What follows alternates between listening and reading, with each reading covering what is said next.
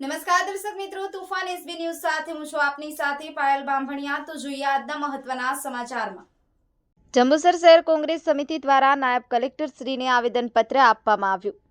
જંબુસર શહેર આવનારા દિવસોમાં પવિત્ર રમજાન માસ તેમજ હિન્દુ ધાર્મિક તહેવારો આવતા હોય, જેને લઈને જંબુસર નગરપાલિકા વિરોધ પક્ષના નેતા સાકિરભાઈ મલેક તેમજ જંબુસર કોંગ્રેસ પ્રમુખ ઇરફાનભાઈ પટેલ, આસિફભાઈ સમન, કાદરભાઈ મિર્ઝા એમજ કોંગ્રેસ સમિતિ દ્વારા આવનાર દિવસોમાં જંબુસર નગરપાલિકા આવશ્યક સેવા પૂરી પાડવા બાબતે જંબુસર ટંકારી ભાગોળ નાયબ કલેક્ટર કચેરી ખાતે નાયબ કલેક્ટર સાહેબને આવેદનપત્ર આપવામાં આવ્યું। ડીએન વાઘેલા, તુફાન એસબી ન્યૂઝ, જંબુસર। હું જંબુસર શહેર પ્રમુખ પટેલ ઇરફાન।